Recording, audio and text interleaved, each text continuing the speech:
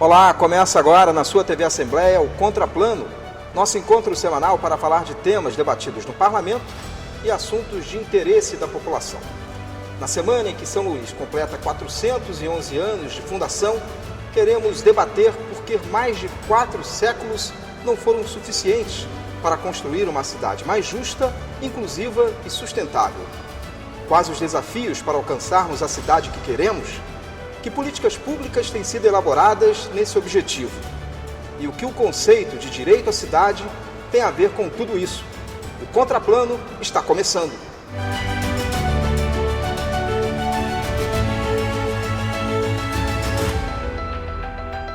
Para construir o programa de hoje, a gente recebe a presidente do INCIDE, no Instituto da Cidade, Érica Garreto, o geógrafo e pesquisador da UFMA, Luiz Eduardo Neves, a advogada e integrante do coletivo Pedal das Minas, Caroline Caetano.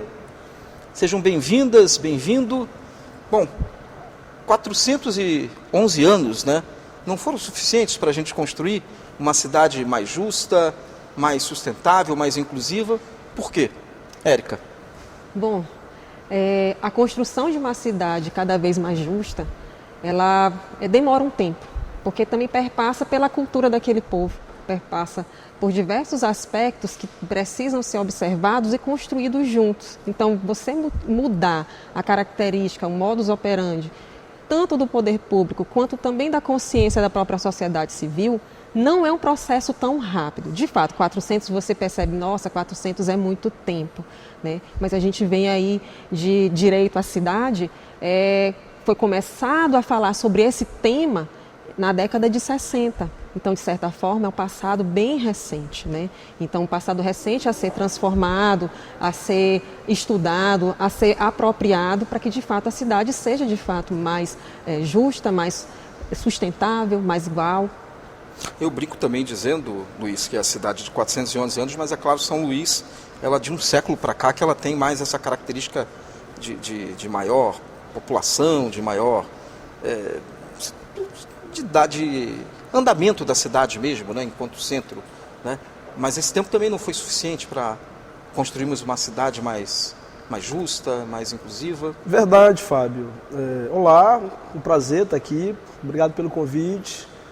De fato, a gente tem que entender que São Luís ela tem 411 anos, mas ela ficou mais de 300, né, restrita a um que a gente conhece como anel viário.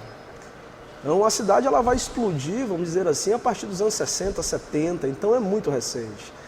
Então, esse processo de urbanização acontecido de forma recente, ele traz em seu bojo uma série de problemáticas, né? Que tem a ver também com a omissão dos poderes públicos, tem a ver com parcelas de entendimento por parte da sociedade civil, mas também tem muito a ver com processos de expoliação de diversos grupos, que não têm acesso a itens básicos, como moradia digna, como acesso a serviços que são importantes, como educação e saúde, e eu acho que isso tem que ser uma das tônicas que a gente precisa discutir quando a gente fala de direito à cidade.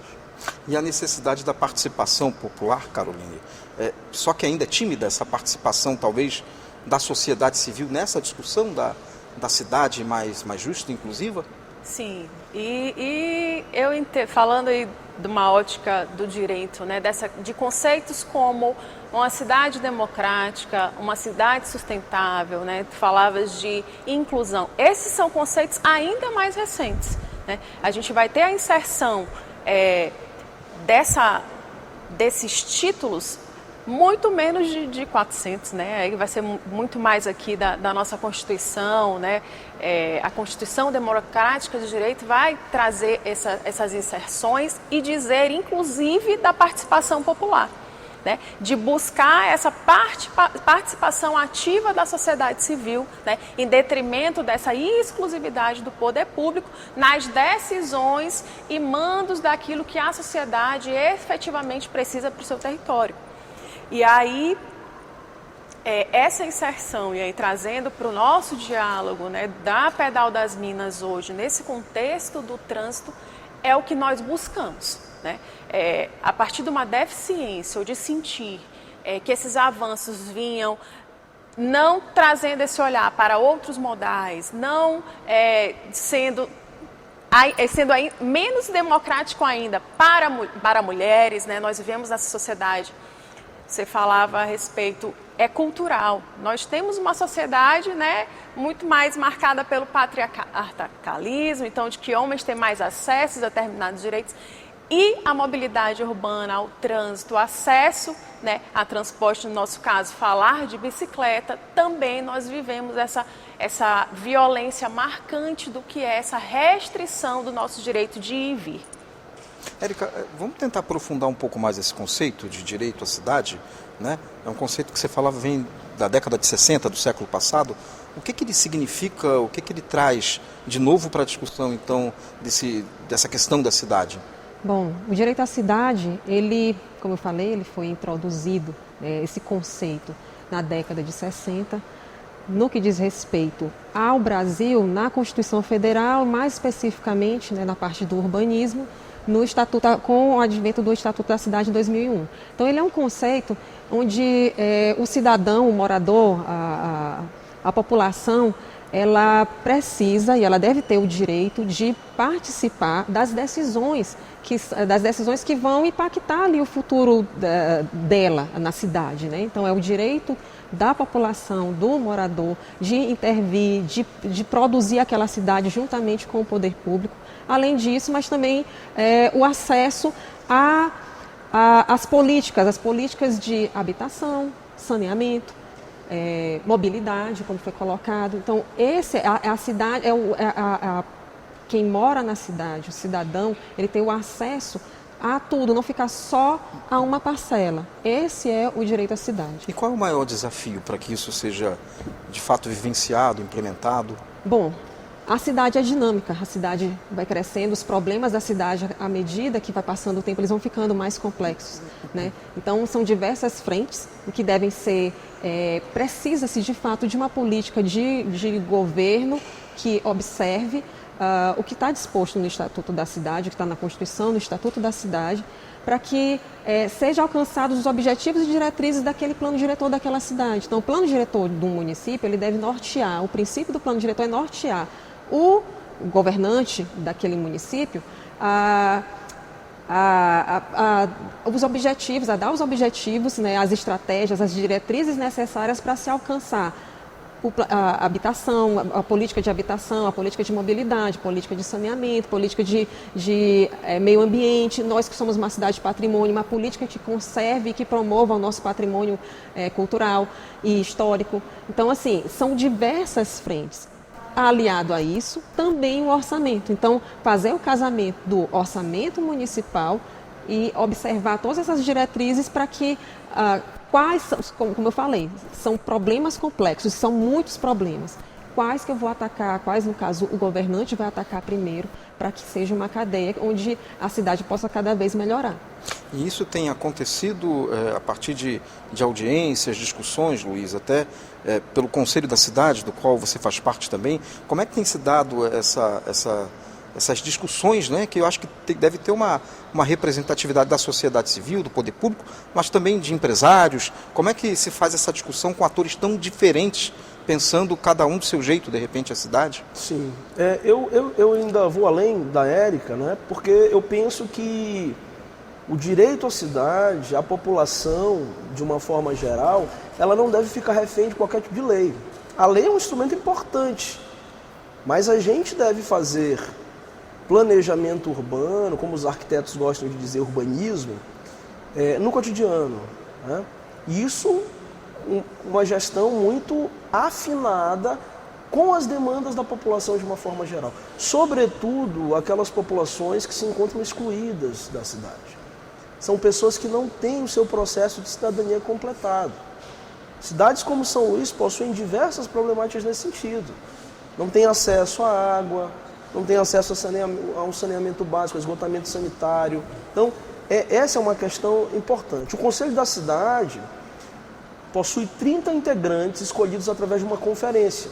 Isso também é uma determinação do Estatuto da Cidade. Essa conferência ela vai escolher esses representantes que são da sociedade civil, representantes do poder público, representantes do empresariado.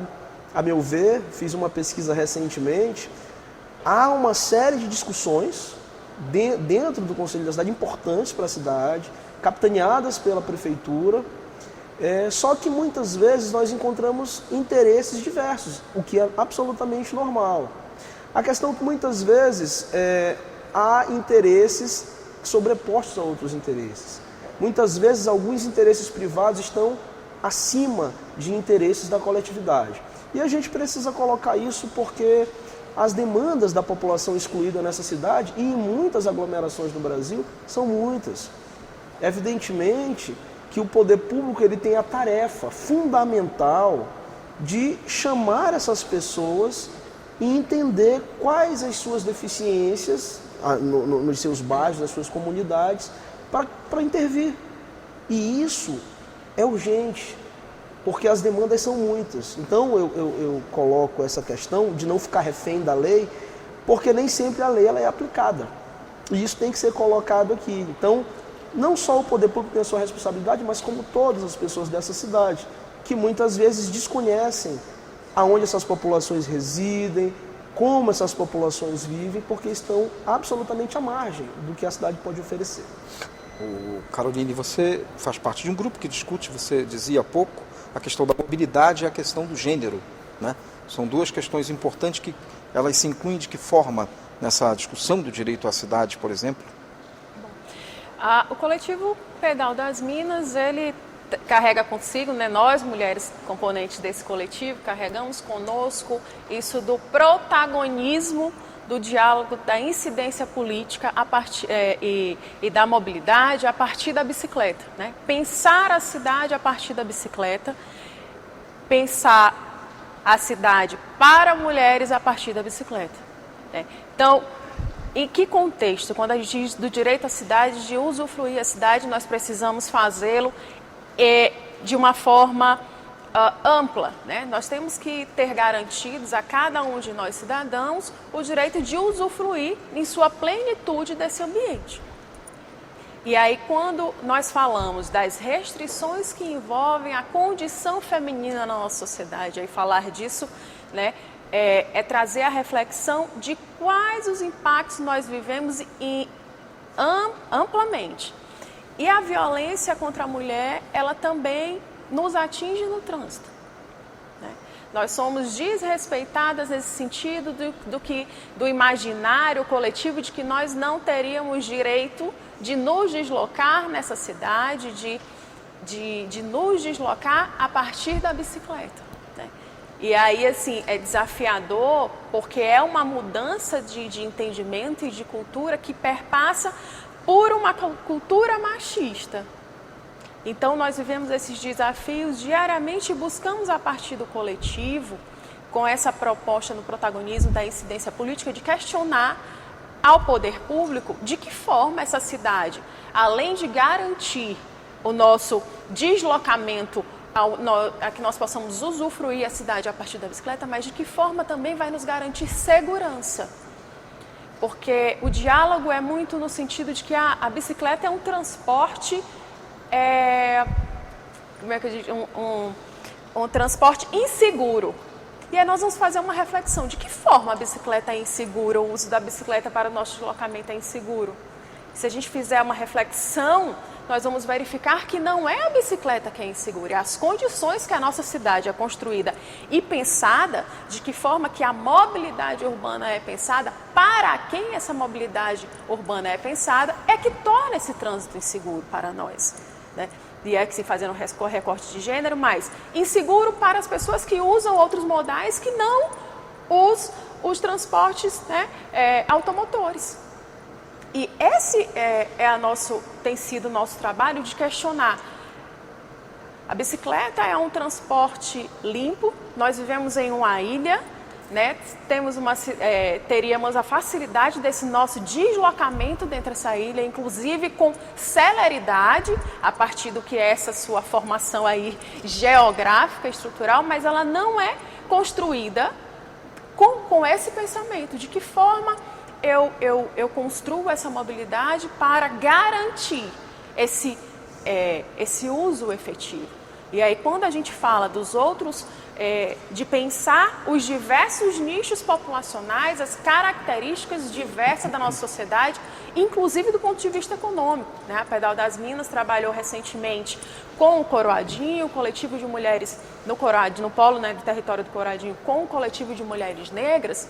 Esse diálogo com essas mulheres negras da periferia, de que forma é o seu dia a dia nesse território marginalizado, a partir desse ponto de vista de direitos básicos a saneamento, a transporte, a acessibilidade dentro deste território tão extenso que muitas vezes nós não conseguimos ver essa dimensão. Então nós desenvolvemos um trabalho para dialogar e inclusive trazer a discussão da Amazônia dentro de São Luís, que está ali naquele contexto e não tem sido preservada. Então, assim, é amplo esse diálogo. E para nós, quando tu perguntas, a sociedade civil, sim, ainda atua pouco, e o nosso compromisso, a nossa proposta tem sido essa, ser o braço da sociedade civil que se compromete com esse diálogo, seja junto aos conselhos, no poder público, mas colocando os nossos corpos na rua, utilizando a bicicleta como esse meio de incidência política, a fim de sermos vistas, mapearmos os desafios desse uso e acesso à cidade e dialogar com o poder público, né? Vocês não estão nos olhando? E se estão nos vendo, por quê? Né, não tem sido feita uma atuação efetiva nessa garantia, sobretudo dessa segurança, quando dessa acessibilidade? Bom, nosso primeiro bloco já encerrou o tempo, mas eu queria deixar uma pergunta para a Érica. O Luiz tocou na questão da desigualdade. Quando a Caroline traz a questão da bicicleta, eu também vejo ela como uma ferramenta de deslocamento, né, muito popular e que, para as pessoas que, por exemplo, moram nas periferias, na zona rural, talvez fosse um modelo de transporte, até se tivesse a garantia da mobilidade, né, para essas pessoas, muito mais seguro para isso, né? A pergunta é difícil pensar uma cidade tão desigual, né, quando a gente vai pensar na cidade que a gente quer, na cidade que a gente deseja, com tantas desigualdades? Mas você responde no próximo bloco. A gente vai para um rápido intervalo e na volta continuamos com o Contraplano de hoje.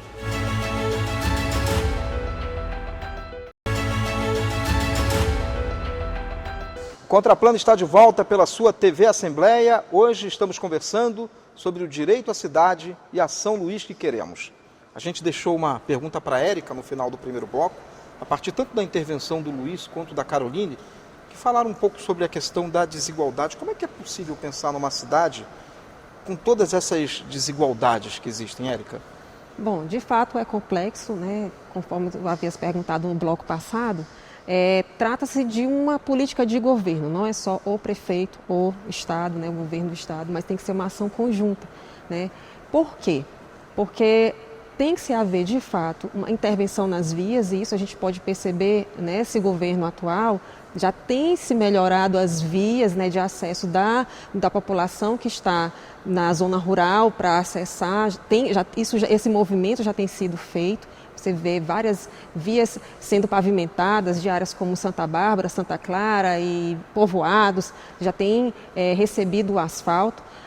E também iluminação pública. Então, é uma cadeia de intervenções que precisam ser realizadas para poder trazer maior segurança à pessoa que vai andar com bicicleta. E também, não só segurança física, em termos de não ser atropelado, acontecer algum acidente, mas também a segurança em termos de criminalidade, né? Então, se uma via mais escura, uma via não tem uma pavimentação adequada, já vai proporcionar, já vai ocasionar, ali já é um local propício para acontecer esse tipo de crime. Então, a gente observa, na gestão atual, o que pode estar sendo feito com relação à pavimentação, com relação à iluminação, já tem sido feito, mas também a lei por si só ela não se aplica, né? Ela não se faz aplicada, ela tem que de fato ter o monitoramento e o movimento também do poder público de estar sempre buscando fazer com que de fato proporcionar ao cidadão a maior segurança, no caso, como a gente estava falando da mobilidade. E isso já tem sido feito no poder público atual, na gestão atual. Está se buscando, está caminhando. Não, o problema foi resolvido? Não foi resolvido. Tem muitos problemas? Sim, ainda tem muitos problemas. Nossa cidade é complexa. Nossa cidade tem diversos bairros ainda que precisam de melhor pavimentação, precisam de melhor indicação de locais que precisam ter uma ciclovia, uma ciclofaixa. Vai ser feito tudo ao mesmo tempo? Não. De fato, precisa se olhar e verificar quais são os principais problemas a serem atacados. Precisa se ter, de fato, estratégias, mas o movimento já está sendo feito. Luiz, você citou isso no primeiro bloco, eu queria aprofundar um pouquinho. Quando a gente está pensando na cidade de São Luís, especialmente nessa semana que a gente está comemorando o aniversário, sempre vem à mente a ideia do centro histórico, das belezas, etc., mas como é que está representado a zona rural, a periferia, nessa discussão de cidade, sabendo que existem representantes que fazem parte, por exemplo, do conselho dessas localidades? Quais são as demandas reais que essas populações trazem para essa discussão e como que a gente pode pensar a cidade para esses espaços também? Uma boa pergunta, Fábio. A questão principal aí, primeiro me incomoda muito esse ideal ufanista, né? De que a cidade, para exaltar suas belezas, a cultura, o patrimônio, isso serve de alguma forma para encobrir os reais problemas da cidade. A gente também tem que falar dos problemas, porque falar dos problemas é denunciar essa desigualdade, é fazer essa cidade que está excluída aparecer. Isso é uma questão fundamental. Eu vou dar um dado aqui que eu costumo dar porque foi um dado recente. São Luís tem em torno de 300 mil habitações, o município de São Luís. 101 mil habitações são habitações em aglomerados subnormais, segundo o IBGE. São pessoas que vivem sem a mínima dignidade. Os poderes públicos instituídos nas mais diversas esferas precisam pensar na segurança jurídica dessas pessoas. Essas pessoas não têm segurança jurídica. Uma das dimensões discutidas no plano diretor foi se pensar na segurança jurídica para a construção de um porto na cidade. Será que essa é a discussão fundamental que tem que ser feita em uma sociedade como a de São Luís, em uma cidade como a de São Luís, que tem índices de desigualdade e concentração de renda imensas? Então a gente precisa colocar isso na ordem do dia. Se a gente não trouxer esse debate para a cidade, para as pessoas saberem como é que a gente vai ficar. Muitas pessoas, a classe média na cidade, as classes mais abastadas, não sabem que São Luís é uma cidade extremamente poluída.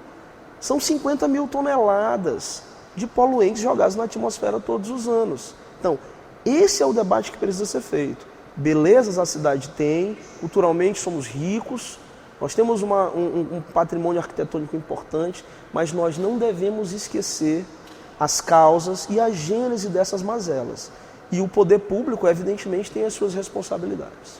Você, Caroline, é também presidente da Comissão de Igualdade Racial da OAB. E quando a gente está falando de periferia e de zona rural, a gente está falando da população preta dessa cidade, né? Ela, de alguma forma, é talvez a mais impactada, né?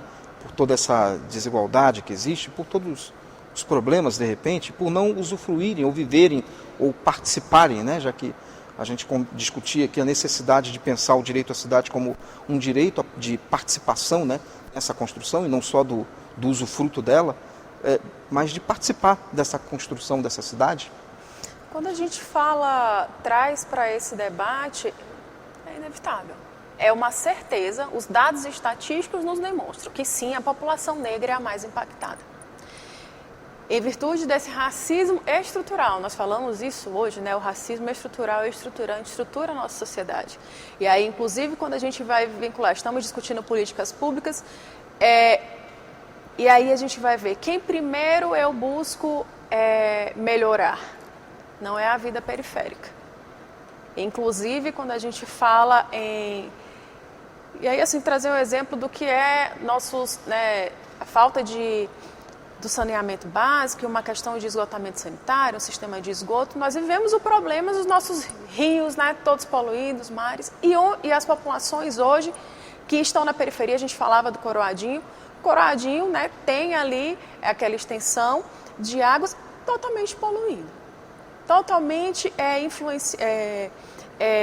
depredada, né, esse meio ambiente totalmente desrespeitados, e essas pessoas que vivem nesse território dialogando isso. Isso aqui era o nosso lazer, era o nosso sustento, e hoje não é mais possível, em decorrência desse crescimento da cidade, um crescimento desordenado, de que forma? De que as políticas públicas não são pensadas nessa maneira da transversalidade, de forma universal, onde eu vou impactar, então é pontual, e nós vamos atravessando, atropelando outros direitos, as nossas periferias, como rolo compressor. Né? Aí você fala da OAB. Na OAB eu já recebi denúncias dessas populações de dizer, olha, esse empreendimento, essa forma que está sendo construída vai impactar diretamente a vida da minha comunidade aqui nesse local. Nós vivemos uma cidade, temos diversidade, nós temos comunidades tradicionais dentro do nosso território que precisam ser preservadas. Pessoas que têm seus valores e culturas, que vivem nesse ambiente, que não é só esse conceito de cidade já, né, urbana. Nós temos uma população rural. E aí, como que a gente trabalha esses direitos e garantias? Como tem sido pensado? Como tem sido dialogado? Como tem sido essa oitiva? E aí, um ponto que tu tinha colocado a respeito de questão de acessibilidade, desse ponto de vista econômico, né, de que como populações periféricas teriam mais acessibilidade ao transporte, como a bicicleta para se deslocar. E isso não vem sendo dialogado efetivamente, né?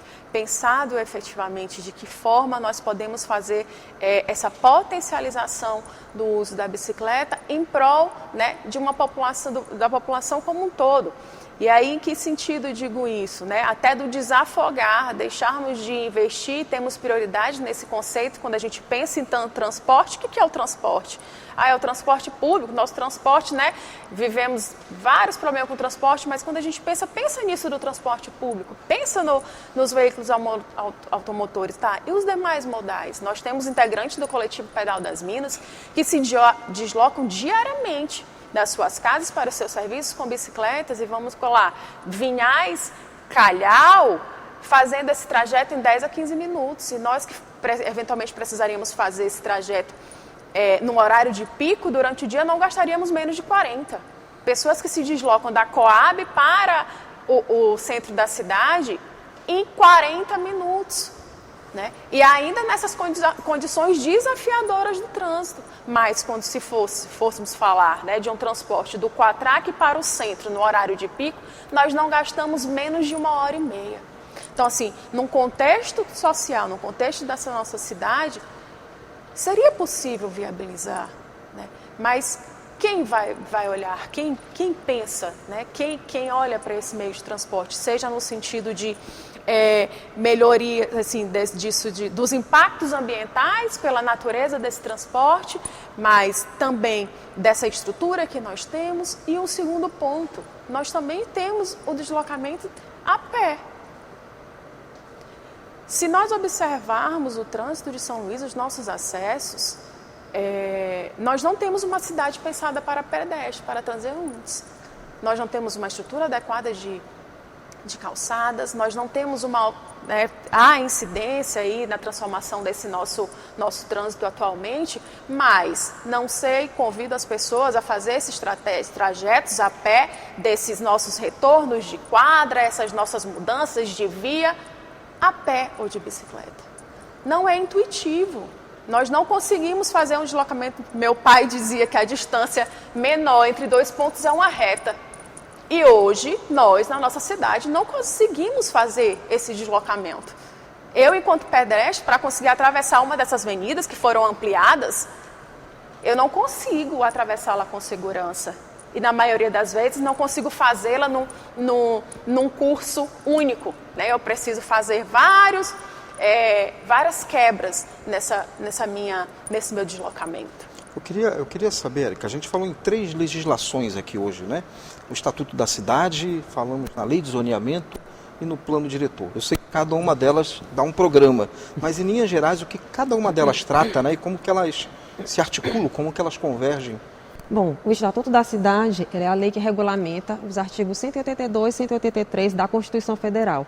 É a regulamentação da política de desenvolvimento urbano e principalmente da função social à propriedade. O plano diretor ele é a lei que traça as diretrizes, as estratégias, os objetivos para o alcance, né, das políticas públicas relacionadas à habitação, mobilidade, meio ambiente, saneamento, mobilidade, como foi colocado, e elenca os instrumentos, os principais instrumentos, que são disponíveis diversos instrumentos no Estatuto da Cidade, quais são os instrumentos para que sejam alcançadas essas estratégias para se garantir a função social da propriedade.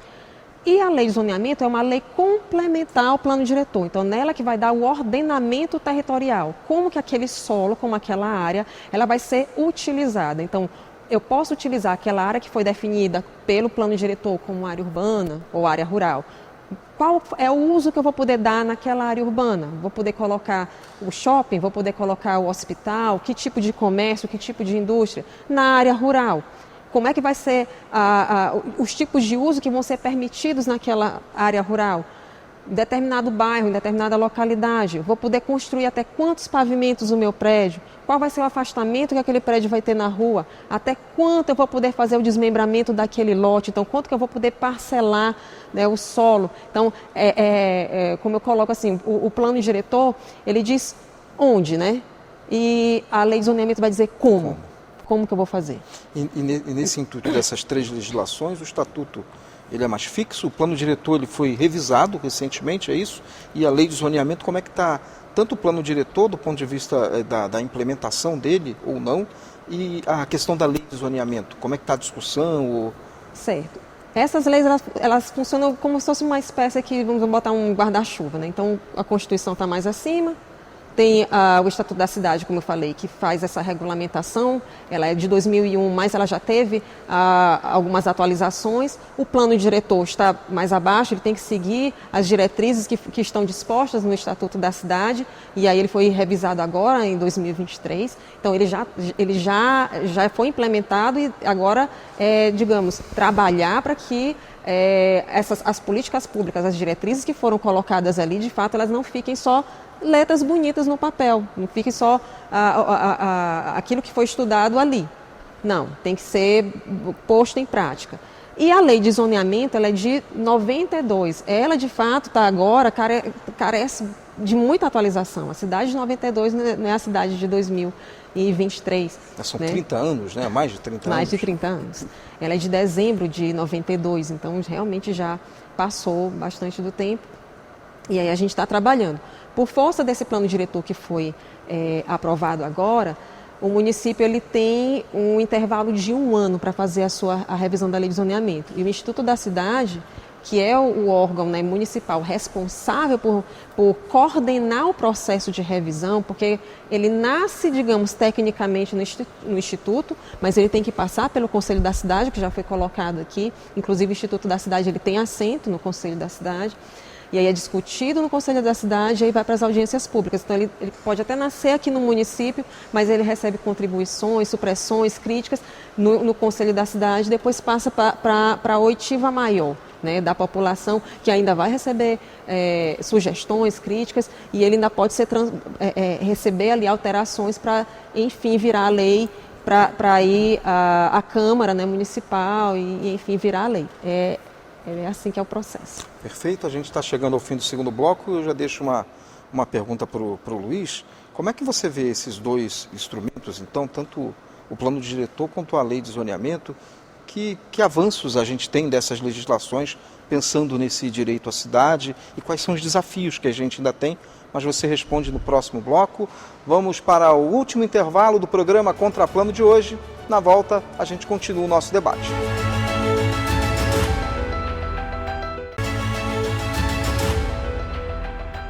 Voltamos para o último bloco do programa Contraplano de hoje pela sua TV Assembleia, discutindo hoje a questão da cidade que queremos e o direito à cidade.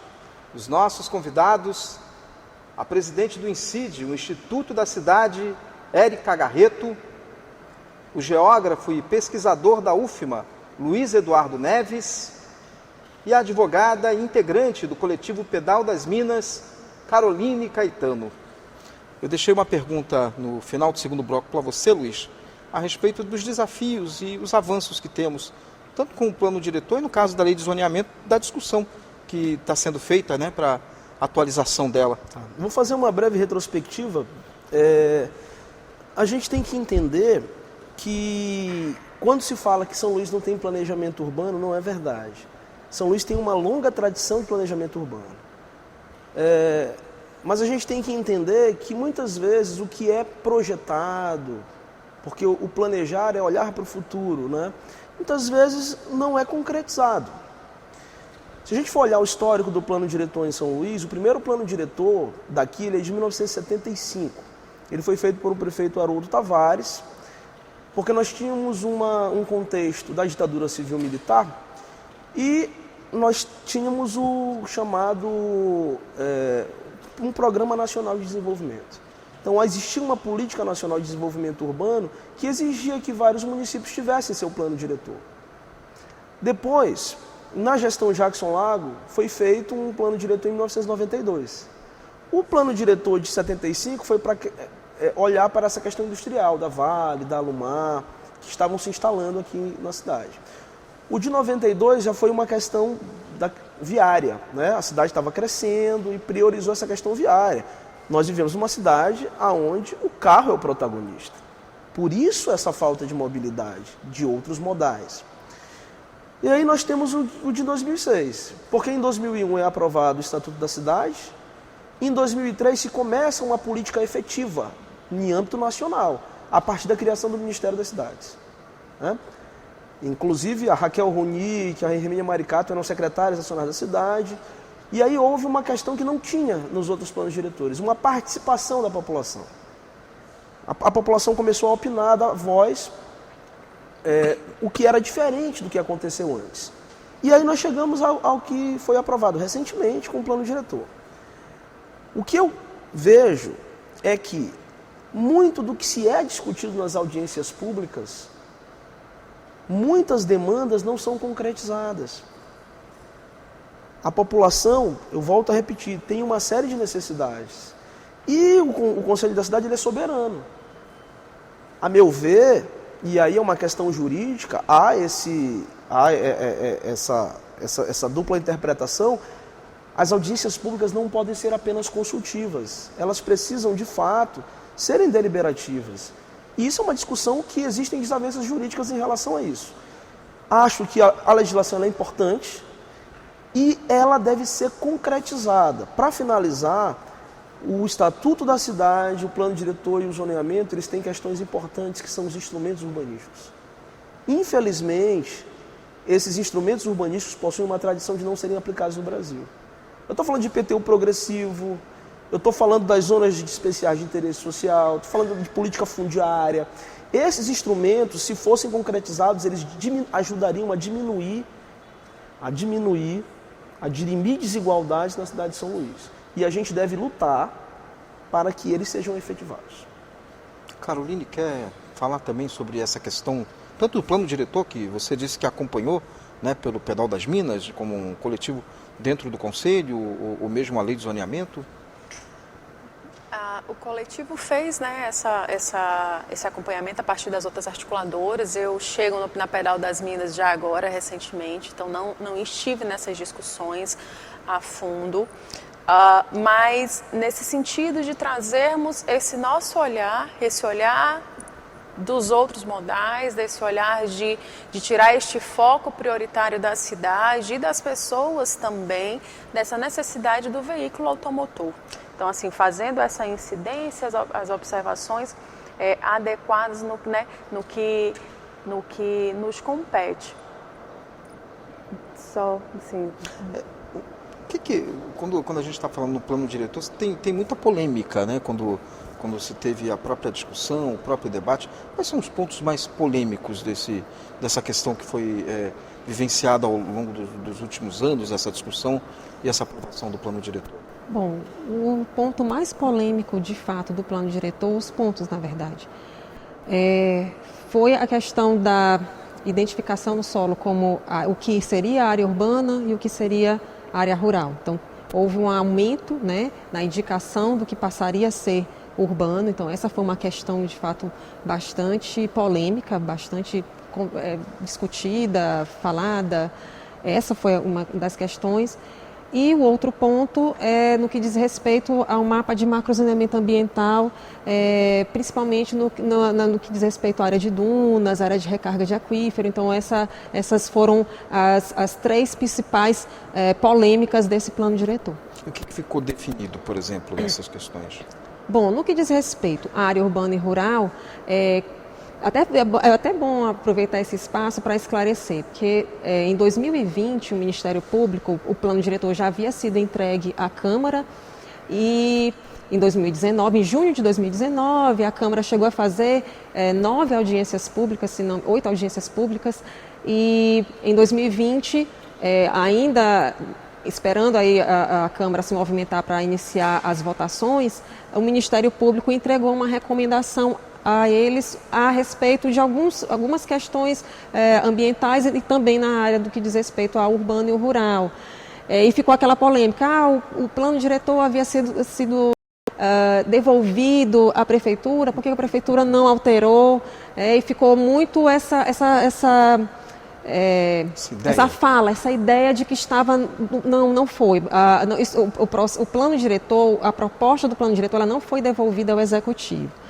O que foi que aconteceu? A Câmara, ela recebeu esse documento do Ministério Público e, com esse documento, oficiou o Executivo Municipal a se manifestar sobre essa recomendação.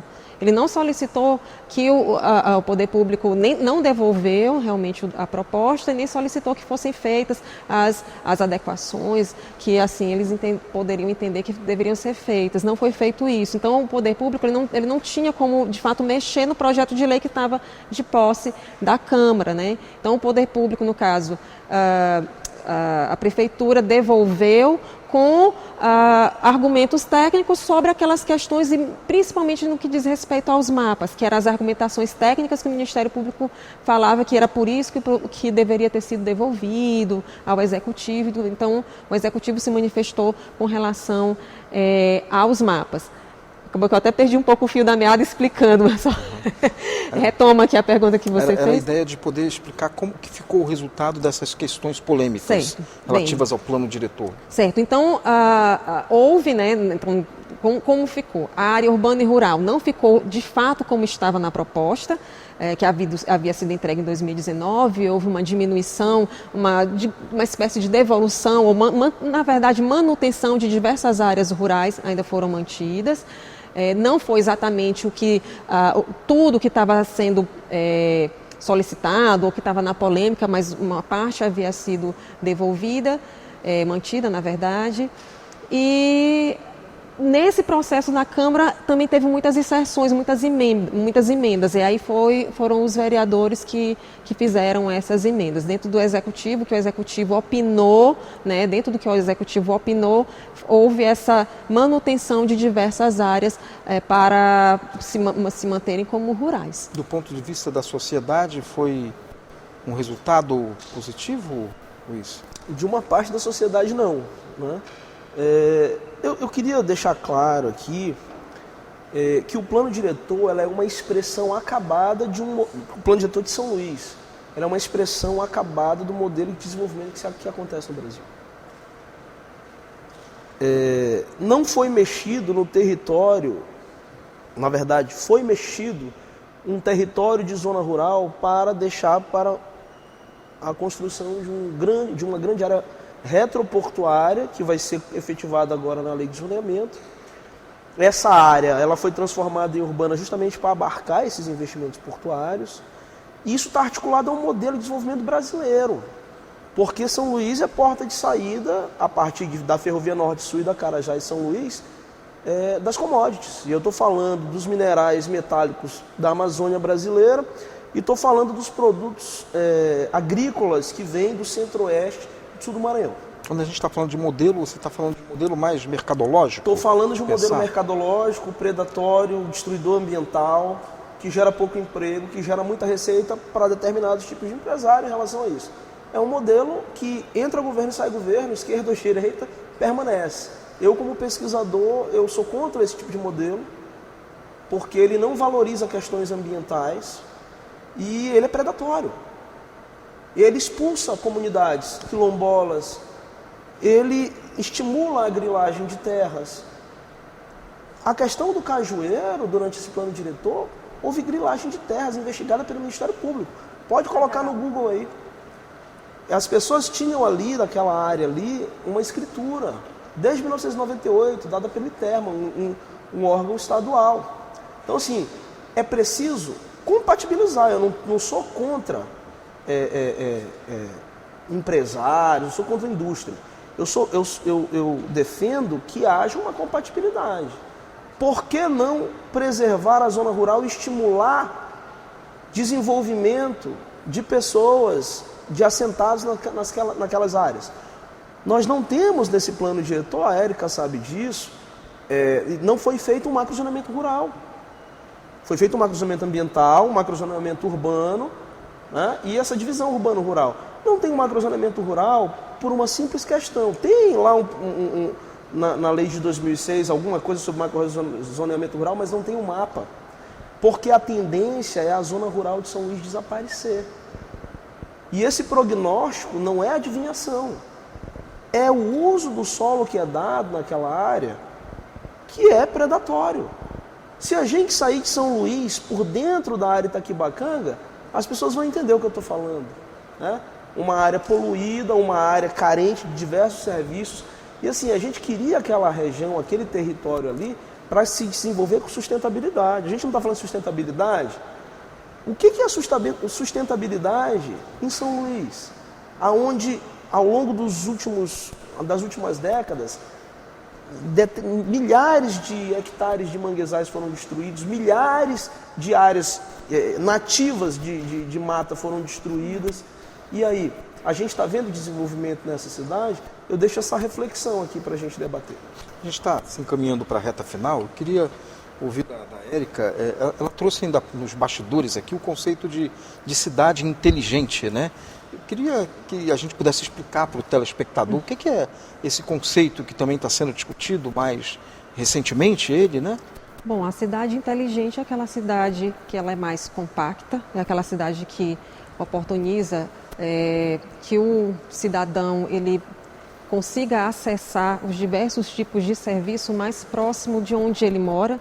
Além disso, é uma cidade mais sustentável, então que ela promove também a economia circular. Essa resumidamente, é a cidade inteligente. E ela é um modelo a ser seguido por São Luís? Há essa discussão, por exemplo? Sim, essa discussão. Tanto que algumas secretarias, a gente tem uma secretaria, a Secretaria Municipal de Inovação, Tecnologia e Sustentabilidade, que é a CEMISP, né, de projetos especiais. Então, ela tem atuado, inclusive, com diversos setores da sociedade, atuando nessa área das cidades inteligentes. Então, a gente tem uma secretaria, uma coordenação voltada para cidades inteligentes, para a implementação desse conceito. Só que isso não é rápido, imagino. Não. Algo... Não. É algo também que a gente tem trabalhado, né? A gente foi colocado aqui com relação à lei de zoneamento, onde o Instituto já começou a parte técnica, né? E já fizemos até um primeiro círculo aí de conversas técnicas também, teremos mais adiante mais um outro para poder passar para o Conselho da Cidade, mas é o que o Instituto da Cidade tem atentado para essa lei de zoneamento que vai ser debatida ainda pela população.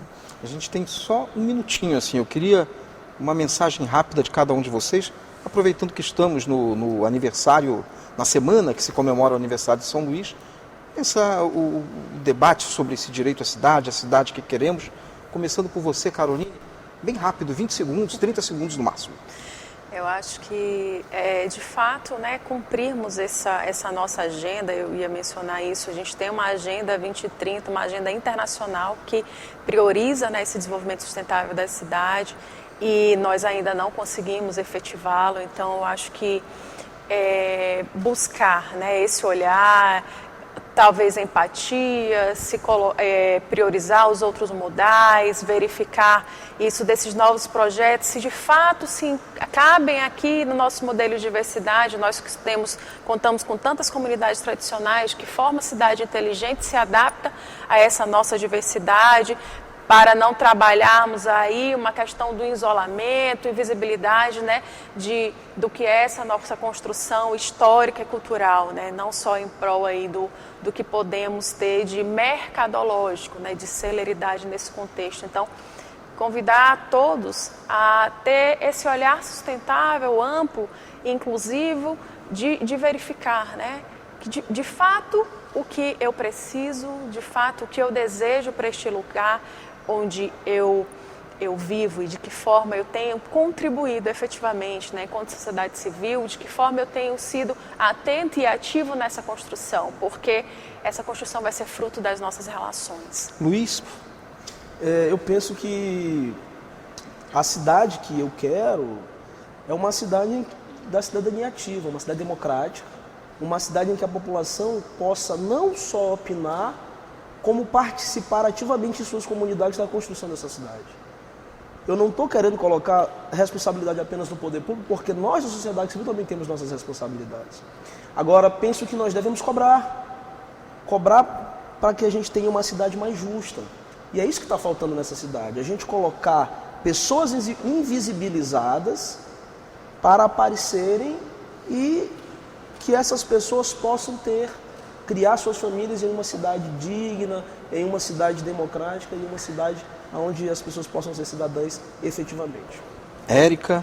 Bom, corroboro com a palavra do meu colega e também quero que a cidade de São Luís seja uma cidade cada vez mais justa, uma cidade que procure de fato ser uma cidade inteligente, uma cidade sustentável, que não só o executivo, nessa gestão nas futuras, daqui para frente, de fato possa procurar perseguir os objetivos do desenvolvimento sustentável, que aí foi o que a gente falou da Agenda 2030, né?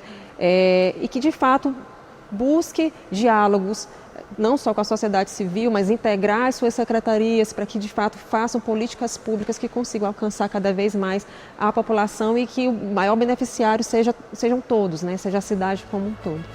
Muito obrigado pela participação mais uma vez de vocês. A gente chega ao fim do Contraplano de hoje. Você pode assistir a reprise dessa edição em nossa programação ou em nosso canal do YouTube. Até a próxima semana com mais um Contraplano.